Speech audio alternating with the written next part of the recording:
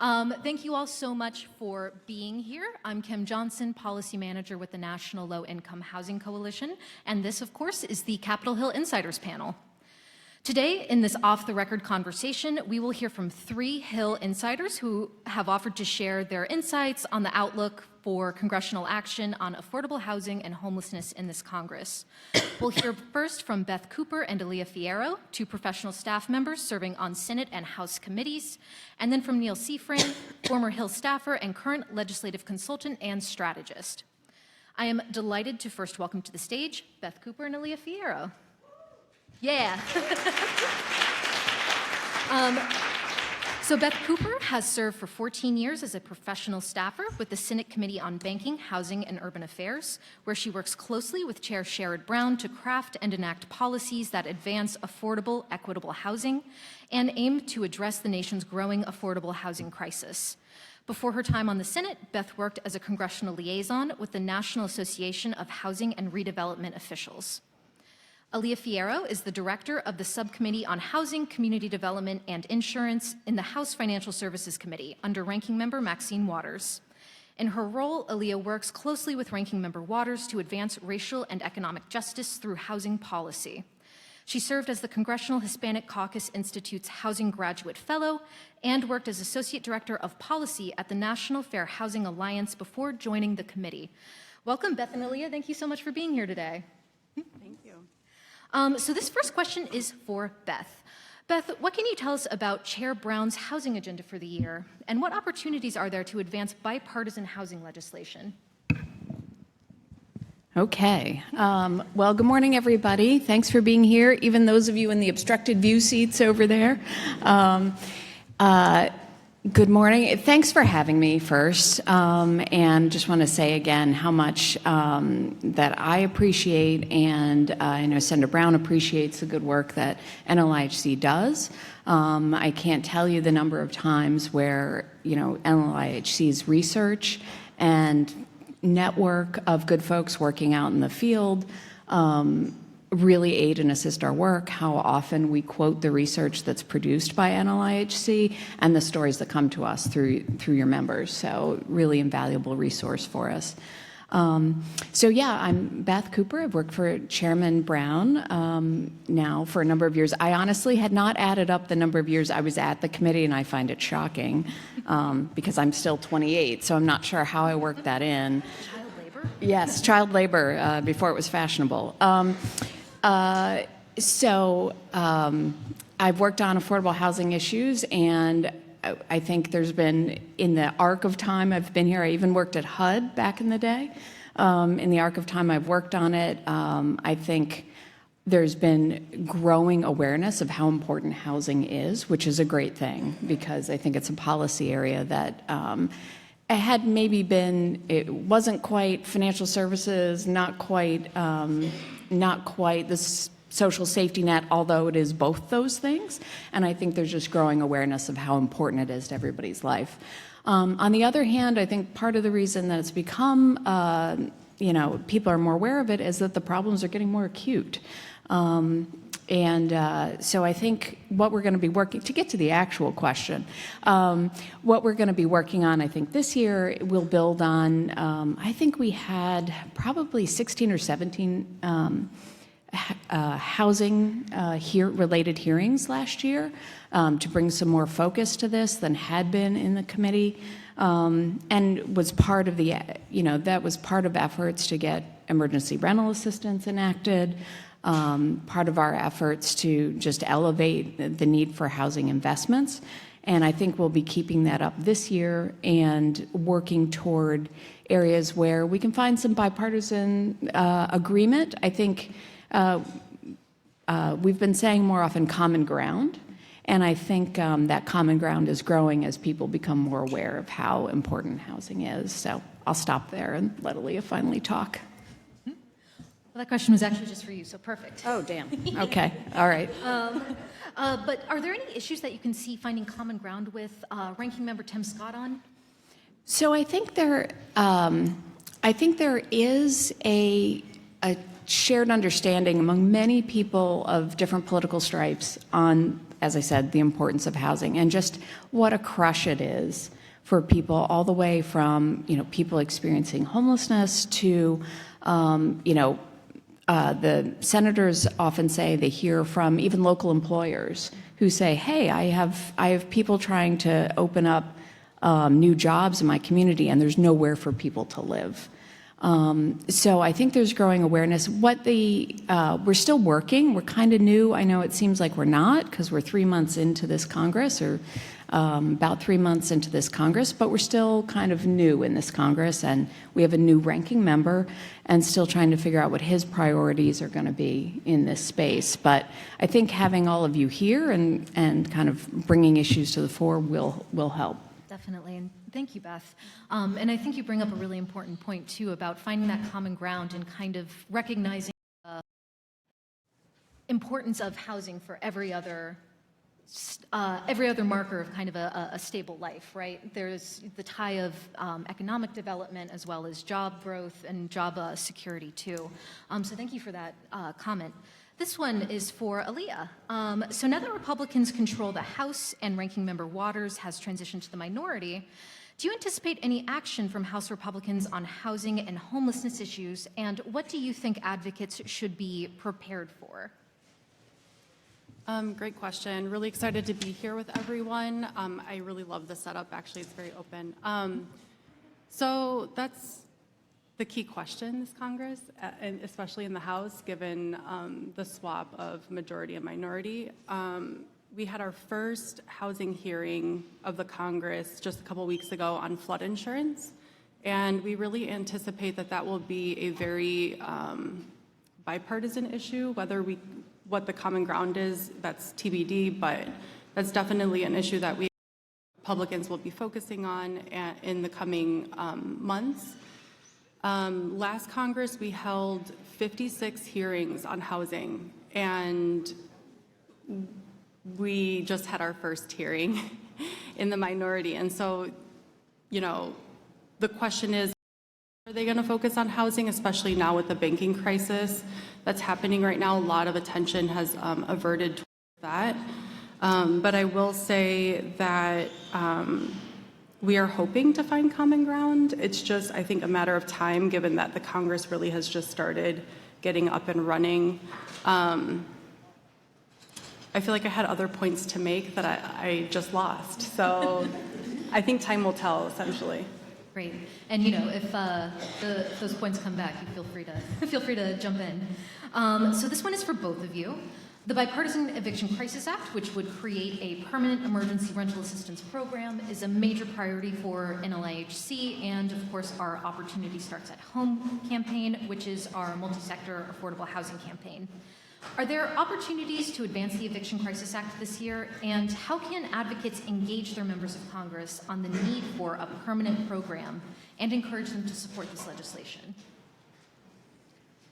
Well, I'll start. I think last Congress Eviction Crisis Act was one piece of legislation in the Senate and I think two in the House. So I am hopeful that that is an area of common ground, just because it was so powerful and had such a great impact in so many communities during the pandemic.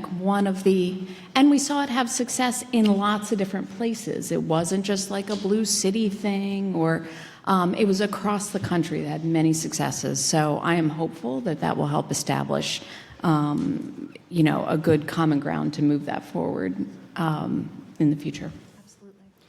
So I just remembered some of the stuff I wanted to say earlier. Wonderful. So I'm going to jump into that first, because I'm not sure I have a ton to share on whether the Eviction Crisis Act can actually move in the House this Congress. But we saw for the first time in a long time the housing the housing subcommittee fill up with membership, be the first subcommittee to fill up with membership when Financial Services Democrats were choosing what subcommittees they wanted to be on within our committee. So we really saw that as first shocking, but also just really telling about where our country is in terms of thinking about the housing crisis that we're currently in and the fact that it is becoming worse. And I think as we all as a community think about how do we move forward on housing policy this Congress, I think we really need to think about the fact that a crisis that was often only thought to affect a certain population, which was poor, often Black and brown, is now much broader than that. And I think we need to really capitalize on the fact that there are a lot more people hurting now than ever before, to encourage folks to have the political will to actually make the transformative changes that we need, and securing the resources that we know are needed to actually address the housing crisis, and who knows, maybe to make some programmatic tweaks, like maybe another HOTMA or something of that sort that could help existing programs just work more efficiently. Great, thank you. And this last question before we open it up to Q&A from the audience is for both of you. In addition to pursuing deep cuts to federal spending, House Republicans have proposed cuts to housing benefits, so implementing things like work requirements, time limits, and other policies that impose arbitrary barriers to housing assistance and undermine housing stability, increase evictions, and can lead to more homelessness. How will your committees push back against proposals to restrict access to housing assistance? And are you concerned that such proposals may gain traction among Republicans, but also moderate Democrats? You want to take it first? Sure. Okay. I'll take a first step. So every Congress, our committee comes up with budget views and estimates, and that's really a marker of where we stand as a caucus on House Financial Services, Dems, in terms of what programs are important, what issues are important, what funding levels are ideal. And every Democratic member on our committee has signed on to those budget views and estimates, which is a really good sign showing that there is support for increased funding. And so I would say that at least at where we're at this point, this Congress, that's a first step and a good sign. And members right now are engaging in the appropriations process, preparing letters to request funding. So I think it's really good to keep an eye on those letters and what is it that members are asking for.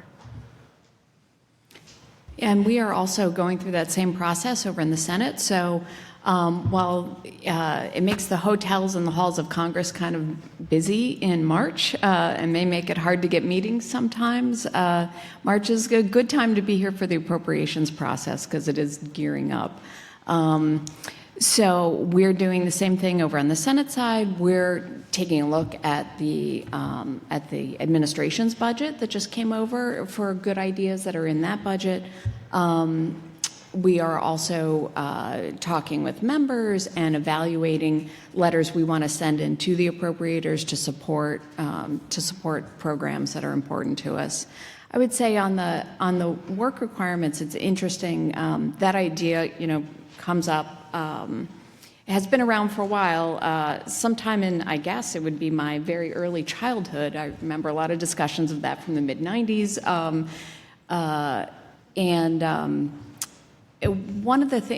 An interesting thing is I just had the opportunity to listen to a Matt Desmond interview, for his new book, and he reminded me of something I think we all know if you work out in the field or have experience working with these programs or trying to get through the programs that we offer, that the more sort of check-in points and administrative barriers that we erect to access to these programs, the harder it makes for them to work efficiently. And that's something I think people don't always focus on. So we need to get the balance right, where we're not having fraud on the programs, but at the same time, because we want to make sure people who need the benefits get them, but we also want them to be able to get them.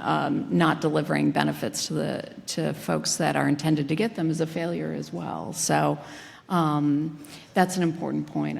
I think I anticipate this was his first interview of many that will come up in the coming months. So look forward to a lot more discussion about that. I'd also just add, the more barriers that are put in people's way to actually access funding, and it makes it harder for that funding to go out, the more it gives certain folks who are not usually don't usually want increased funding, it gives them another reason to say, look, that funding's not working. It's not getting out to people. It's not getting out quick enough. So therefore, that funding isn't needed. And then in terms of pushing back, the other thing I would highlight is that Ranking Member Waters put out a statement, I think just this week or last week, calling on Senate Democrats and the president to really ensure that the president's budget is accomplished in terms of housing. We know that with debt ceiling conversations and things like that, there may be things on the chopping block. And we saw this happen last Congress with the Build Back Better Act when housing was left on the cutting room floor, and the ranking member is very, very motivated to ensure that that doesn't happen again.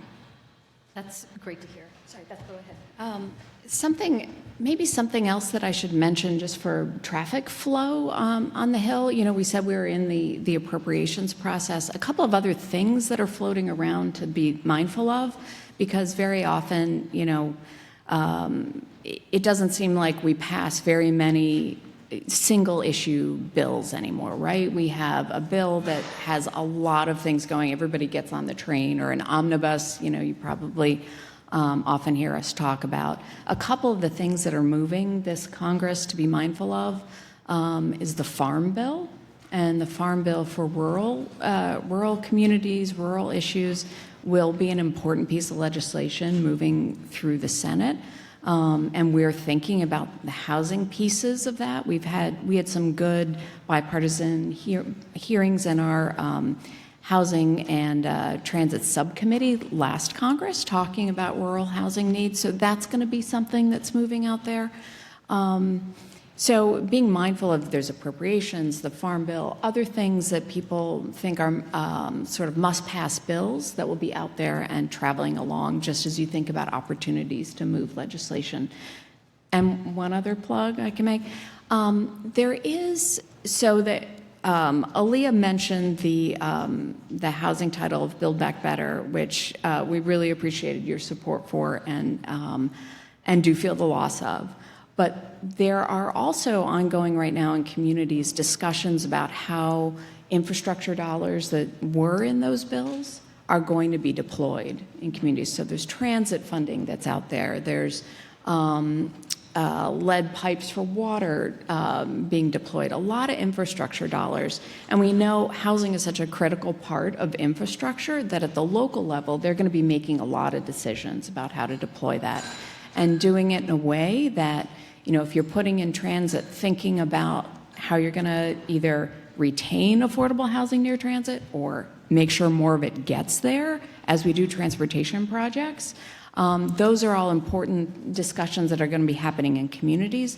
We've also, my boss led a letter with many other committee chairs across the Senate encouraging the administration to think this way too, so that when they're deploying the dollars, they're thinking about how those dollars can support and lift up affordable housing opportunities. That's great. Thank you both so much. And I think it also brings up, you know, the really important point that federal advocacy is important, and some of the strongest advocates are sitting in this room and represent state and local governments, represent state and local, you know, areas, and the advocacy that you all do in your communities is vital, just as much as any kind of federal advocacy. Thank you both so much. We are going to open it up to questions from the audience. Do we have mics and also mic runners? Oh, good. I see my colleague Elena. Thanks, Elena. Any questions? And I see your hand and then yours, or either way. Yeah, then we'll get to you. Hi. So one thing that we have been preparing our Indiana delegation for the Hill Day on Thursday is to talk about the Eviction Crisis Act, especially, you know, with Senator Todd Young being one of the sponsors. And something that we've been concerned about also at the state level, talking about the need for stop-gate funding for emergency rental assistance, is this concern that there's a perception that the pandemic is over, and that is an argument that will be used against bills like this to say there's no longer a need. So I was wondering if you think that perception is a threat to the Eviction Crisis Act? And if so, do you have any specific strategies to fight that conversation? I know there's a lot of data you can cite to show that we're still feeling the pain, if nothing else, but I do wonder if that is always the most effective thing to point out. One thing I'd mention is that bill was introduced in 2019. We needed it then. And, you know, the pandemic both kind of interrupted that important conversation that, you know, that you had been having for a long time. Matt Desmond's book, Evicted, helped crystallize for it and sort of popularize more, I would say, getting it out to a wider audience. And there was a lot of bipartisan support for trying to interrupt the eviction cycle. In 2019, when the bill was introduced, it was a bipartisan bill then. I expect it to be a bipartisan bill this time, and thank you for coming in to advocate for it, because it's always more important when people from your home state come. So I would say that need didn't go away. It's not a pandemic era program. It's a crisis era program from the eviction crisis, which predated the pandemic. The pandemic gave us an opportunity to road test the ideas and learn some lessons that we can incorporate, you know, into the thinking about the bill and, you know, the particulars. You all really road tested some of those things. So it's not a pandemic thing. It's a housing market thing. And I would strongly urge us to remember how important it was from 2019. I would just add that we've been very, very intentional, I think, all along in our messaging around pandemic legislation, that it was a stopgap during a pandemic, but that the issues predated the pandemic and have been exacerbated since the pandemic, which is still ongoing. Eviction levels are almost surpassing in some areas levels pre-pandemic.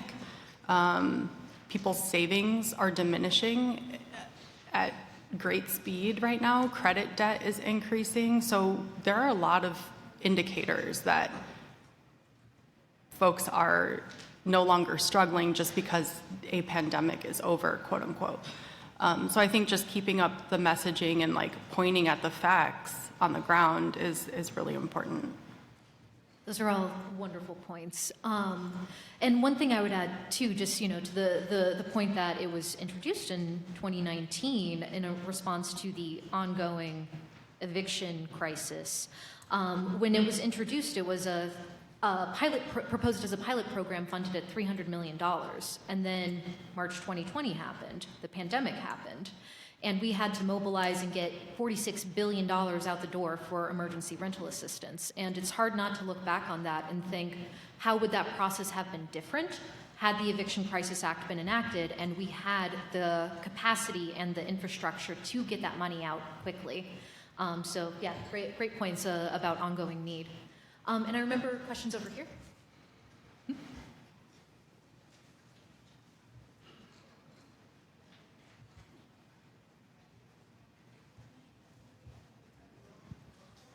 Good morning. Thank you for being here. I was just recognized on the local levels around the country where the administrative agents for the emergency rental assistance, they are in crisis.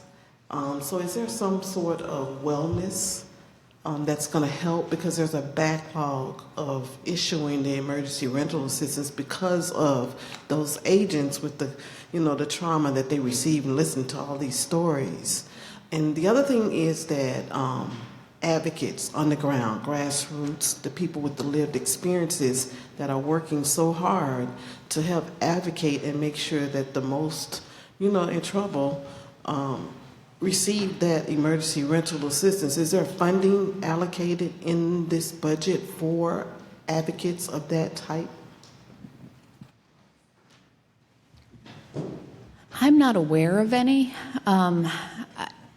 You know, there's administrative funding that comes with the program. Frankly, I think that's an excellent point, that if we had the infrastructure to administer an emergency rental assistance, everybody wouldn't have had to do it in such a emergency mode. And I know folks are burnt out I know folks are burnt out. People are burnt out from having need, and people are burnt out from, struggling to help. So I take your point. I'm not aware of it, but I take your point. And I think one thing that we've heard a lot about too is, folks trying to administer programs every day that help people with housing crisis, with homelessness. A lot of folks are burnt out and struggling themselves. So it's a really good point, and I think it's something we're trying to think more about. Capacity issues and burnout are things that we hear about every single day. And I think that there are a number of ways in which we're trying to think about that. One is, how can we better connect folks that are working on different housing programs to better support each other? So for example, in the American Rescue Plan Act, we secured $100 million for, in addition to all the other funding, for housing counselors. And I think traditionally housing counselors have been thought of as a resource for homeowners, because that program was strengthened and really boosted during the post-2008 foreclosure crisis. So in the American Rescue Plan Act, we really thought about how do we expand housing counseling assistance to everyone, no matter at which point they are on the housing spectrum. So whether you're experiencing homelessness and you need help being connected to services, or help with your housing search because you have a voucher in your hand and your caseworker maybe isn't able to help you as much because they have all the other folks that they're trying to help. If you're a renter struggling to make rent, or your credit is struggling, housing counselors are there to help. So I think that's just one example of how we've been trying to think, how do we better connect all of these people who are trying to do this really good work to help folks stay housed, get housed, remain housed, grow economically.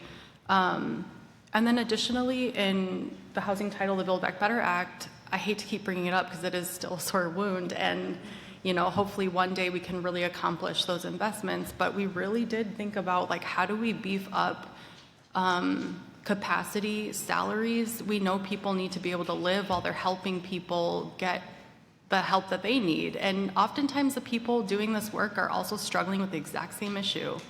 And so I think that we're definitely thinking about it. It's just, at what point are we going to be able to get these things across the finish line? That's the outstanding question. But also, how do we all work together on the ground in a better way? How do we build bridges between programs? Things like that.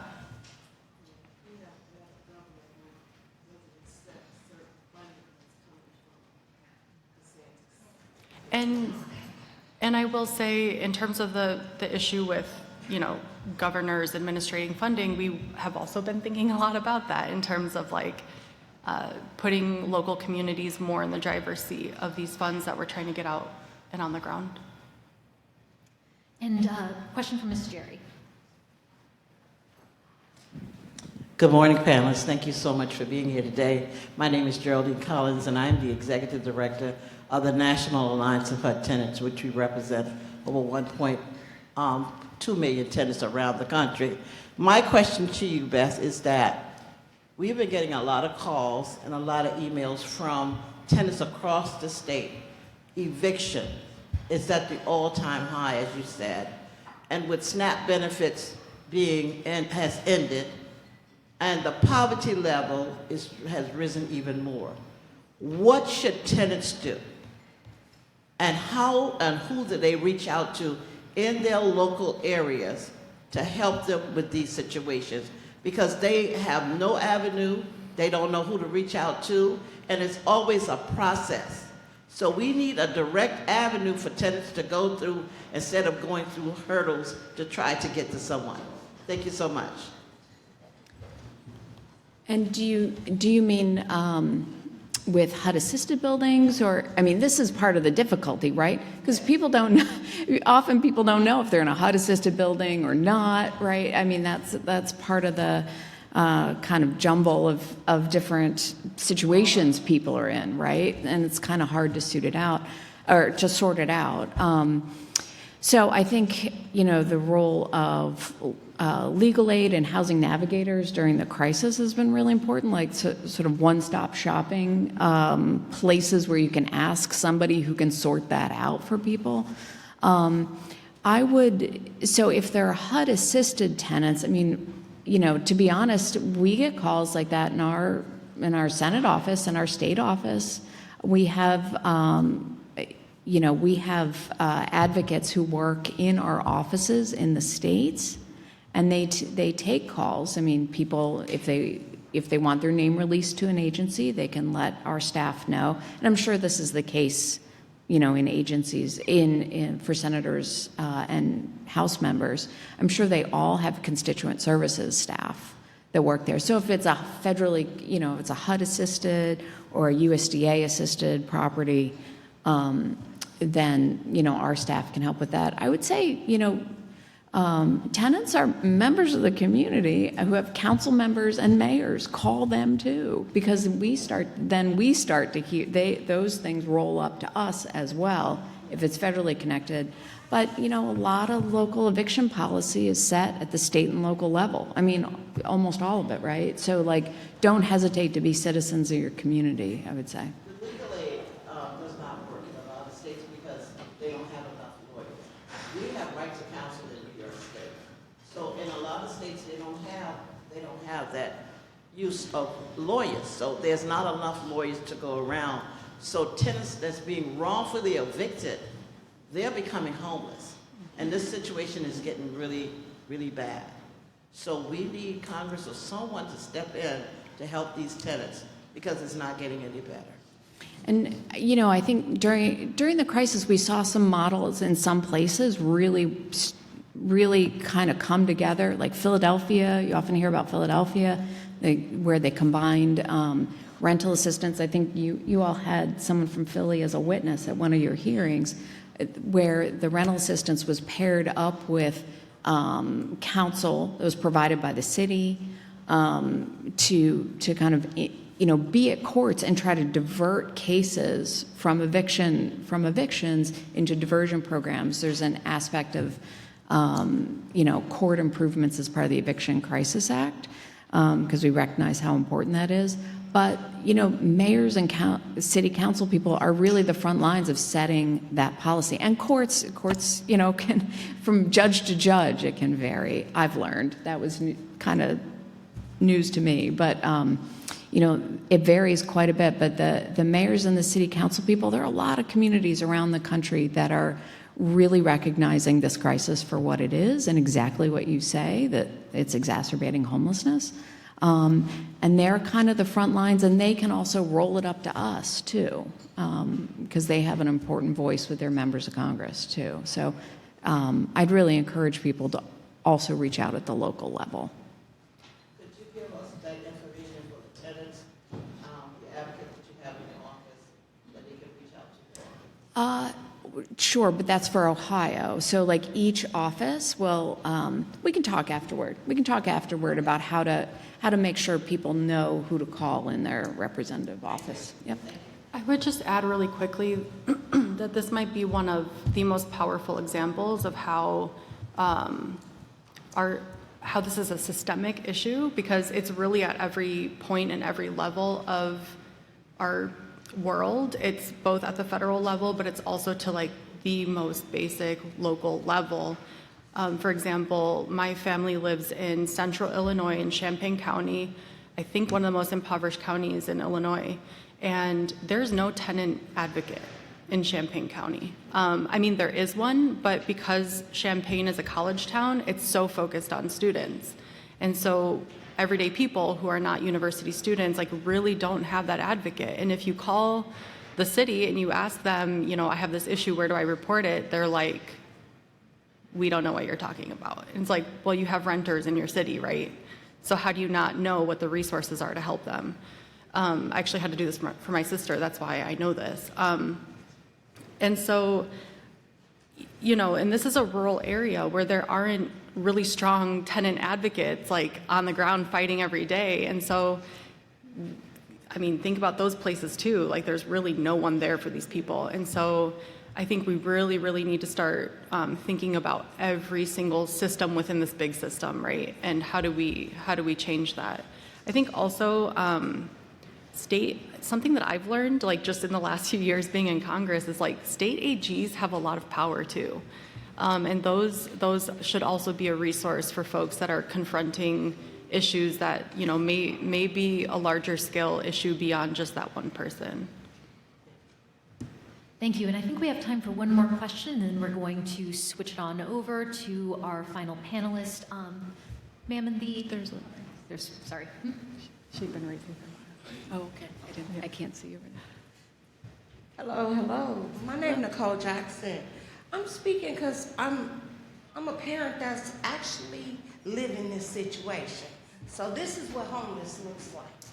Okay, I'm not on drugs, I'm not messed up, but I'm a parent, a single parent, lost a child. I've reached out to programs since 2021. I've went to different nonprofits to get help, to get housing, to get back to work. I haven't received any help. You have to have a child. That's the loops that they say you have to jump through. My kids are no longer small. They're older. My son was murdered. He didn't qualify for me to get the help for me, right? So I'm still looking for help. They cut the food stamps. That's the only income I have. Yes, I look good because my kids help me, right? But we're put in a situation that I would not be standing here before you with the strength I have if I didn't have determination to get myself back on my feet, or I didn't have children who were grown and have their own who could help me. So I'm not getting help from programs though. So how does taking money from these programs, how is it gonna help? Because you do have loops for us to jump through, and it's so many, right? So even with the eviction process, another victim of that. You guys put out the money, you paid all these landlords for tenants to keep their units. Well, the following month, when they couldn't pay the rent, how many of them are being evicted? Those are the emails that you're getting. Because 1 month after the funds stop going to these landlords, they begin the eviction processes. And so we're still left out here on the streets, right? How do you help us to get back into the community when you have people like me who has dedicated my life? Even now, I'm homeless. But I'm here today to help other people like me come out of this situation, right? So that what is the solution in the nonprofits, where the money is going? The money is not coming to us, and then you guys say you're gonna stop it. Well, we're reaching out for it, but we're told, you don't have a kid, you're not on drugs, you don't fit this bubble, you don't fit in that bubble, and then here we are. So can you tell me, how does this program help us, who really are trying to do something, who really are trying to get us off the ground, who really do work in the community? Because I've been working since I was 16. I do community service for my life. It's committed to the community. So how do you help me, someone like me, get back on my feet? And I'm not messed up. I'm not mentally tore up. I'm not on drugs real bad. I'm not sleeping on a curb and stinking. How do you help a person like me with these programs? So first and foremost, thank you for standing up and putting yourself out there like that, because I know that that's not easy.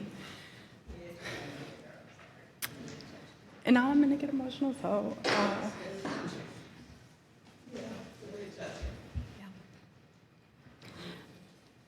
Okay, I'll talk. Again, thank you. I think one of the things we struggle with is we would like to help more people, and we know we don't have enough assistance available to go around. We know there are huge waiting lists at all these agencies, and now folks are talking about letting the tremendous help we put out, during the pandemic, even though it wasn't enough, talking about letting that go away like we never had housing need, right? So I think, that's another reason I thank you for being here, is that I think it's easy for people who haven't gone through it to think it's something that happens to other people. It's not really needed. So having, having real witness to it and the struggle that people are going through is just really important for dispelling some of those myths out there. One of the pieces of research, and I'm going to just keep being dry. One, that's my nature, and two, to let Aaliyah recover so she can say more touching stuff. But one of the pieces of information that NLIHC puts out there every year is a chart showing how many of the most common jobs people have do not pay enough to help them pay rent and avoid eviction. And like one thing goes wrong and you could be evicted especially if you're in a state where, you can get an eviction notice in a matter of days, right? And I think people just don't always know that, the situation that people are going through, and how many people are working and struggling out there to make ends meet. And so I thank you too for being here, and that's part of why you're here, to help us make the case, I would say, for more resources to help people and think about the barriers and the hoops we put up. So there's a lot to unpack in everything that you said, because first of all, you should not have to say, like, I'm not on drugs, I'm mentally okay, XYZ. That is rooted in the stereotypes that people have intentionally built to ostracize and put the personal blame on people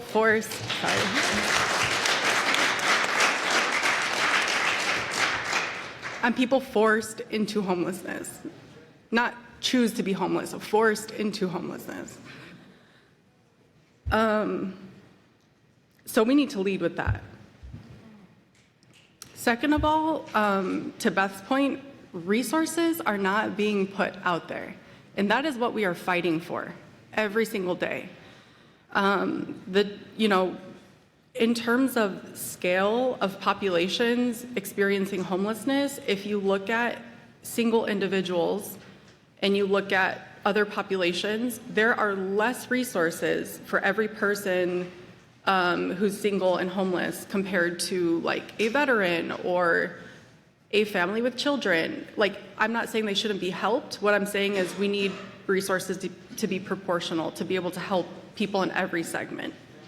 And that's what we talk about almost every day when we're talking about these policies. It's like, how do we correct this? How do we ensure that resources are more proportionally allocated? And then to Beth's point about the amazing research that NLIHC does, and just how powerful it is, and how it shows that these issues really touch every single community in this country. When I'm back home in Illinois and driving to my parents' house through rural central Illinois, where I know people are experiencing the exact same things, and your reports show that, I see billboards not about how there's a housing shortage, about how no one can afford their dang rent. What I see are billboards about how we need, whatever people's political views are, it's fine, but what I see are billboards showing that we need guns and that we need to save lives. Anyway, my point is, why are some of the things in these reports not being blasted on billboards in every city across this country? And the reason for that is that the people do not have the power that some of these other sectors do. And so how do we build that power? And I think that that's something I'm often thinking about, and I know NLIHC is always thinking about that. And so I just wanted to say that we should be blasting these things on billboards in every city, because it touches literally everyone. From people experiencing homelessness, to people on the verge of eviction, to people just making it paycheck by paycheck, to people who can't enter home ownership, possibly ever, and with no end in sight. At what point is all of this going to end? Thank you both, and thank you, sorry, I can't say, thank you so much for being here, for sharing your story, and for all of the advocacy you do. You know, you are fighting to make this world better, despite everything that you have been through. And so just thank you so much for being here. So that wraps up this half of the panel. Stick around because we are going to be welcoming our colleague Neil Seifring to the stage. But first, thank you, Beth and Aaliyah, so much for joining us, for your insights. Yeah, thank you. Thanks for having me.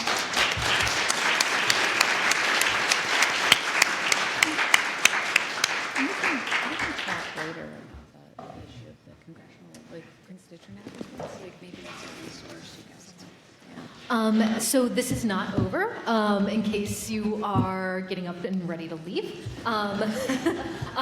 It is my pleasure to welcome Neil Seifring to the stage.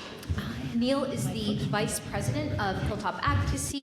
He works on various government affairs issues.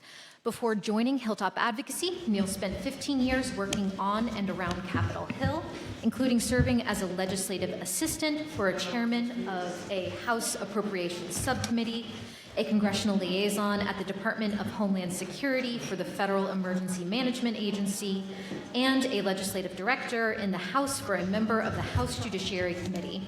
He also worked as Director of Government Relations for FreedomWorks, a network of grassroots conservatives. Welcome, Neil.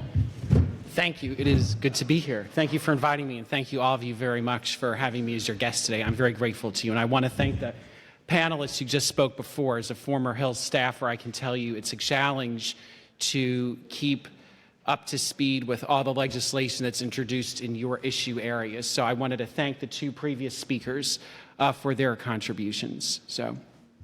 Thanks. So obviously, this question is going to be for you.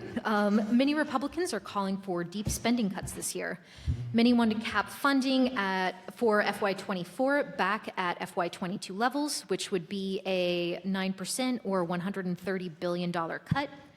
But at the same time, many Republicans don't want to see funding cut for defense programs. Veteran health care spending have promised not to touch SSI and Medicare. And if those are exempted, other domestic programs are going to see significant cuts. An analysis from the Center on Budget and Policy Priorities anticipates cuts between 13 and 24% across programs, depending on how those policies are written. Some Republicans are looking into proposals that would cut housing programs specifically by 43% and eliminate the Housing Choice Voucher Program, which of course helps millions of renters afford to keep a roof over their heads. This is the #1 legislative threat that we're facing this year, and something that I hope many of us are going to be talking about with our members of Congress tomorrow during Hill Day and of course afterwards. So Neil, what do advocates need to know about how Republicans are approaching these budget threats? Right. Well, thank you again very much. I appreciate this opportunity to talk off the record, not for attribution. And I first want to thank the woman who gave her testimony just a few minutes ago. And I want to thank you for your courage. I want to thank you for your perseverance. And I want to thank you for being obviously a very strong mother to very lucky children. And we often talk about these issues in the abstract, like it's a textbook or a poli-sci class. And the two staffers before gave you an example of the humanity that we see on Capitol Hill and people trying to understand these issues. I can't imagine what it is like to go through the challenges that you went through. And I hope one day, if I'm put to that kind of test, I can have the courage that you've demonstrated. So you really spoke to my heart, and I wanted to thank you very much for that.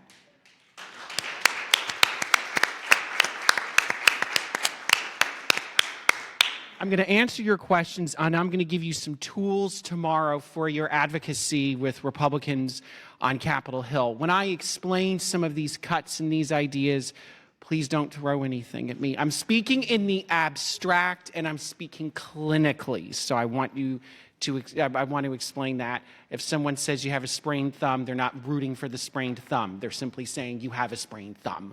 So if I can have a little bit of grace and space to be able to explain some of that, I would be grateful. Let's walk through what some of the notions are for some cuts that have existed.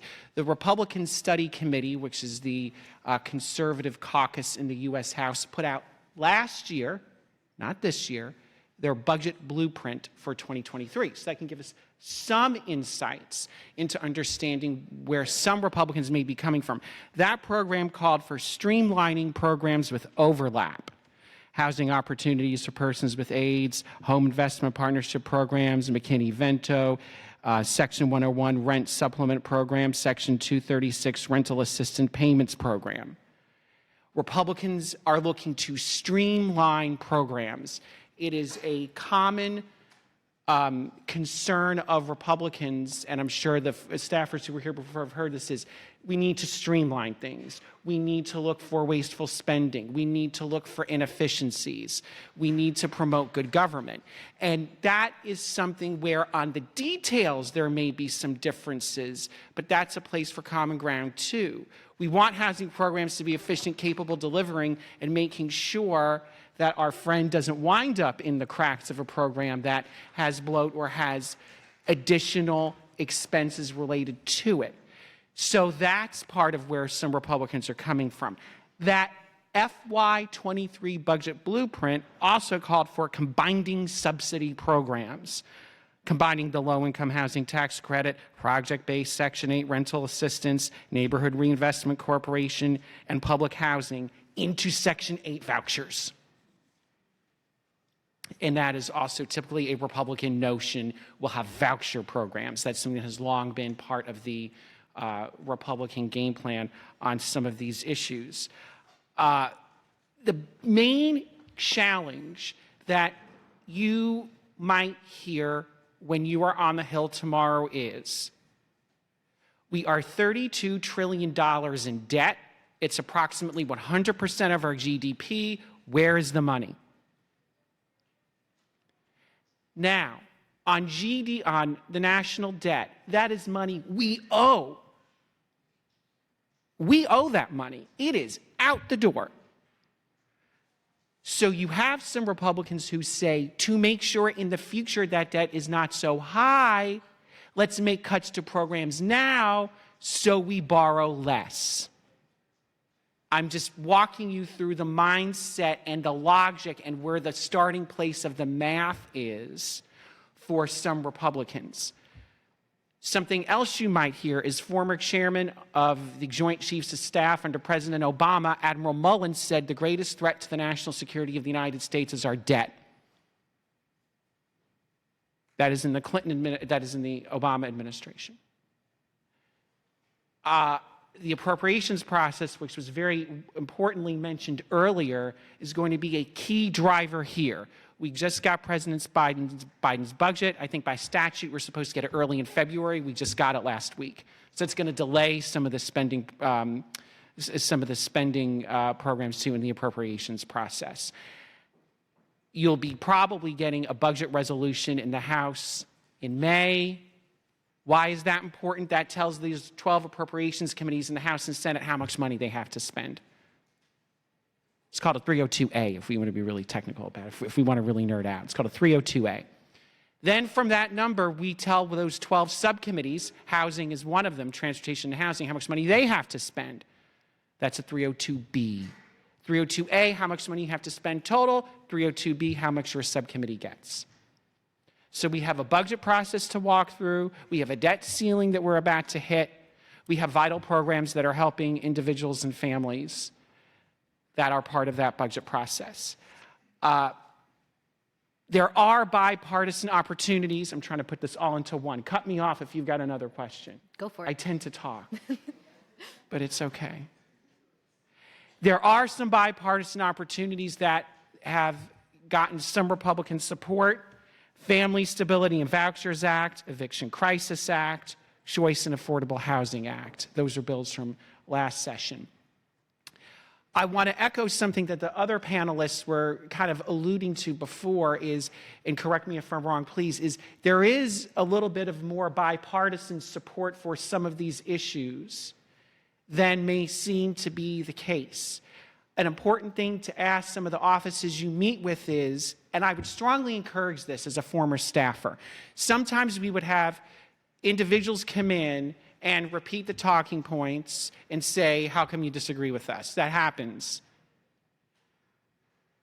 I think we can all speak to our life experiences and say, when you accompany someone and when you walk with them and you understand what their concerns are, that conversation is going to be more fruitful. I might kick off with this question. What is the underhoused situation in your district? Find that common ground. Because in almost every congressional district, I would think you will find people who are underhoused. You will find women like our champion, like our angel before, who is a single mom trying to get things right and has barriers placed in her way. And we all know the stories of single parents who have to take their elementary school kids to McDonald's to get Wi-Fi to do their homework because they're living in a car or they're not properly housed. And in some of our families, we know those stories too. So I think the key thing is to share that thought at the beginning. Tell me, where are you? Where is your district? Because one of the challenges that will be faced practically is this. If a number of these cuts occur, and you are advocates on the ground and know far better than I do, who will bear the brunt of those cuts? Mayors, town boards, town councils, states. Would they be prepared right now to absorb cuts at a very large scale? And that's a very important question to ask as well. Oh, sorry. You had another question? Did I talk too long? No, I think that was great. Yeah, no, go ahead, go ahead. You know, just to your point, like bringing in that personal aspect, you know, humanizing it. Yes. These are not just numbers. You know, when we talk about, oh, this would result in a cut of up to 24% across programs, what does that mean? Right. What does that mean for people? That's right. Because all of those numbers represent the housing security for someone, represent an affordable unit that they can live in. And so really bringing that personal element, I think, is so important. And so my second question, in addition to proposals outlining those deep cuts to non-defense programs, Republicans have also proposed increasing work requirements for programs like TANF and SNAP, foreshadowing proposals that could be focused on other federal benefit programs like housing assistance. Work requirements, time limits, and other policies that create barriers to housing assistance don't actually help address the underlying cause of the housing and homelessness crisis. Like Aaliyah said, they are rooted in largely racist and classist ideas about who receives assistance. And of course, they can result in an increase in homelessness and housing poverty. And of course, make it more difficult for households to do things like maintain employment and achieve economic security in the long term. How are Republicans approaching those work requirements and time limits? And what do proposals to impose those requirements in other federal spending programs mean for housing programs? Key question, and it's a philosophical program that gets asked as well. The philosophy behind this is as important as the people and the numbers. How are Republicans approaching work welfare requirements? They're doing it the same way Bill Clinton did. So the original work requirements passed the House 328 to 101 and passed the Senate 78 to 21.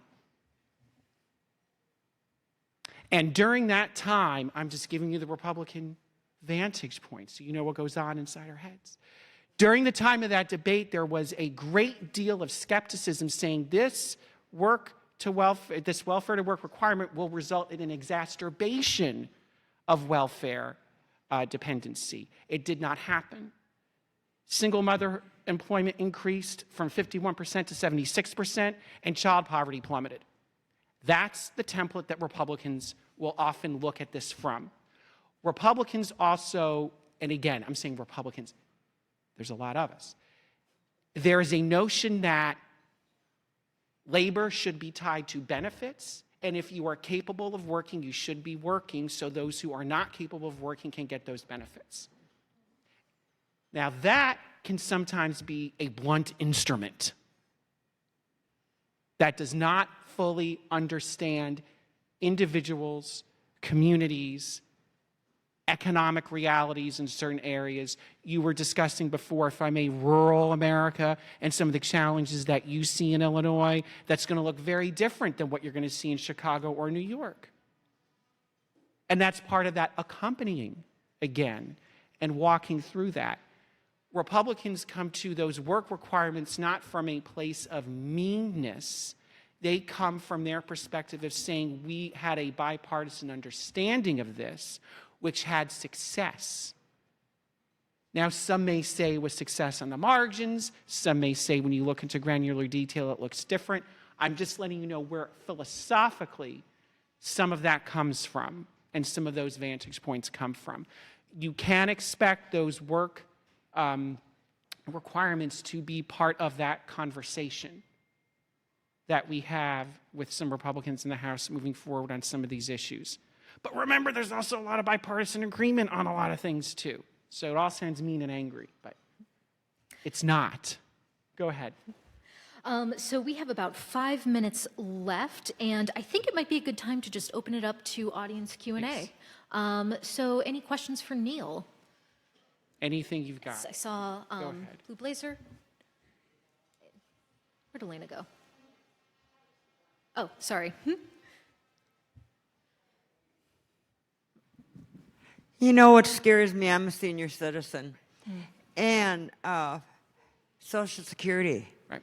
That scares and we've been hearing this for so long that they're going to say that Social Security is going to come down. They're going to eliminate it completely. Whoa, I've seen senior citizens, these little old ladies that hardly get anything. Right.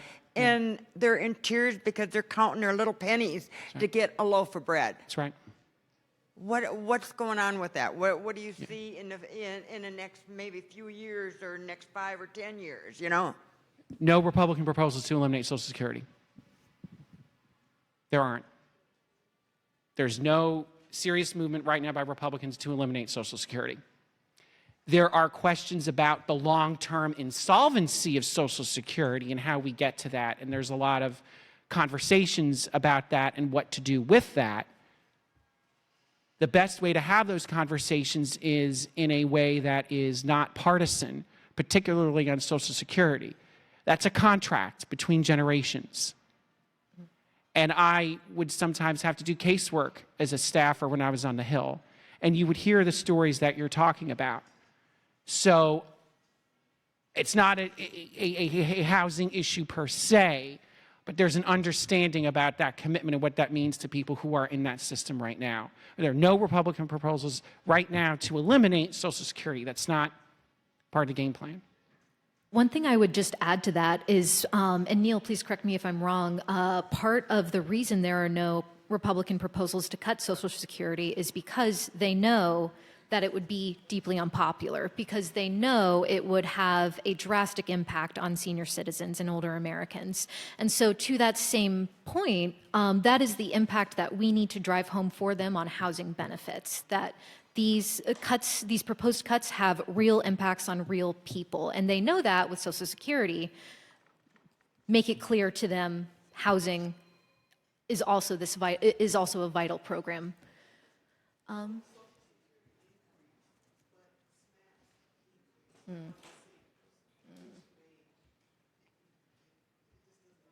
Understood. Another question? Yes. Yes, okay. I'm sorry, my name is Maria Wilson. I'm actually from Louisville, Kentucky, and I'm the affiliate program director for the Family Scholar House. Hello. And so our approach is a 2-gen model. So we focus on 2-gen for single parents and people that have aged out of foster care, that's ever been in foster care. And we have a residential component as well as wraparound services. So my question is, why is it that we not focus more on collaboration? Yes, So like I said before, 100%. that I'm affiliate program director, so I cover people who come and learn about our program. They want to replicate this program in their city, and so I manage all of those all over the country. But the thing about it is, if we are talking more about affordable housing and not breaking the cycle of poverty right. in a two-gen approach, right. so that we can have more for others when they are in need, as if she was, then it gives us a better upper hand and making a difference. Because and when you're doing this, you're not only that, those have lived experiences will have the seat at the table. They will be educated and have all the opportunities that they need to express themselves, which makes this a better country as a whole. So how come we don't focus more so on those aspects of this to make this a better system? Because we're just repeating. I mean, if we say, okay, we hear all I've been hearing all week, it drives me crazy. It's like, okay, affordable housing, okay, but what are we going to do to empower people that they don't live that for 50 years? Like, what are we going to do so we can help them not stay in that situation? Rather than saying, I'm going to just cut this, let's just get rid of it, we want to combine it, that's not going to fix the problem. The problem is not giving them what they need so they can sustain, not just in here, but in another place. And I think what you've said is, and thank you for the work that you're doing with families. And you just hit a key word, multi-generational. We have to walk with people not just where they are to get them out of that immediate situation. That's called triage. But we have to continue to work with individuals, families, and communities to do that. You just hit on some key points. Targeted, local, collaborative. And those are three key things that will have a very welcome audience with Republicans. And also working to say, how do we give you the tools to make the choices that are going to empower you? A quick thing to understand, too, about kind of the general Republican way of thinking is you look for local solutions first, family, local, state, federal. Federal should be a backstop in some circumstances. That's start from the bottom, move up. So that's kind of a little bit of the philosophy that animates some of those things. But yes, I think everything you just said would have an amazingly receptive audience, and it also demonstrates flexibility of approach. That's a challenge too, and as we said earlier and as we've heard today, not every single person's story in homelessness is the same. It is different, and that local approach can help address those many differences who are there. So I want to thank you again for doing that hard work on the ground in Kentucky. I'm very grateful to you. Yeah. And we have time for just one more question. I'll take two if you want. Two? Sure. If folks want to stick Whatever around, you please want. do. Sure. Please. Okay, good. I don't want to be Thanks, the Sam. last question. So I come from an LSC organization, so I can't lobby. It's a huge bummer. And actually, there are so many of us providing legal services at LSC-funded organizations that are prohibited from doing this sort of work on Capitol Hill. So my question is sort of more academic, but I'm just sort of wondering, because I feel like the issue of work requirements is always tied to this issue of supposed welfare fraud. And I wonder if, there must be data around program efficiency, like how much money do we lose to fraud compared to how much money do we lose to just not getting it to people who need it? Absolutely. Right? And is that a conversation that works with Republicans? I think it is, and I think that if you are able to say federal programs have fraud where it exists, you have an ally with us. Will you find gazillions of dollars in fraud? I don't have the answer to that. But remember when Bill Clinton said the era of big government is over? He didn't say the era of government's over. He said the era of big government's over, which means a more efficient, a more streamlined, a more effective, a more dynamic government. So that's kind of part of that thought process too, perhaps. But that's a very good question. I'll leave it up to you. I'm not picking the last person. There's no. 5 hands. I'm going to let her be unpopular. Okay. Yeah, we'll talk about the Yankees in a minute, right? That. Let's go Yankees. Okay, I'll get it to you. We'll talk after too if you want. Go ahead, please. Thank you. I'm Lauren Embry. I'm the director of the Indiana Tenant Association. And to hit to your point with taking a look from the bottom all the way up to the federal. In addition to working as the director for the Tenant Association, I am also a case manager. I have clients that are homeless right now. I have clients that are being kicked out right now. Thank you for what you're doing. Thank you. So I have a two-part question. So the first question that I do have, in the state of Indiana, source of income discrimination is completely legal. And I am curious, as Democrats, Republicans are coming up with ways to allocate money to states to keep people from becoming homeless, what efforts are then made to ensure that when they do go to apply for these programs, they're not being told when they go to apply for federal programs or even to their trustees' offices, sorry, we can't send it because your landlord doesn't accept it? I don't have the answer to that, but my short descriptor would be make sure there's awareness and situational understanding that those situations do exist. That would be my advice to you. Make sure there's awareness and understanding of it. Thank you. And the second, there was a second part to my question. I appreciate and I see that you are here in the room and you are listening to the stories that are happening in the field and on the ground level, but the individuals that are in these rooms and they are making these decisions, I'm curious to know who in the room has lived experience. I can't say exactly what members have, what experience with homelessness themselves or in their family. But what I can tell you through my life experience, don't assume one way or the other. And there may be individuals who have family members who have experienced homelessness. They may be talking to constituents who have homeless issues. They may be working with their local churches and parishes to work on homeless issues. I would say the very first, just along with this, and if I may close with this, walk with the people who you will be talking to tomorrow. It's very interesting it's very easy to other people. We know that.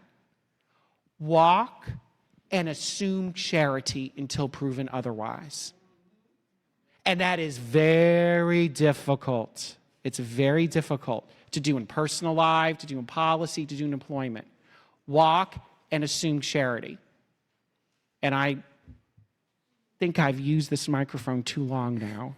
I want to thank all of you, and thank you, Kim, for your hard work. Oh, yeah, of getting course. this together. Thank you all so much. And thank you again, Neil, Aaliyah, and Beth for joining us. And thank you all to our wonderful audience for being here, for your thoughtful, insightful questions, for sharing your stories.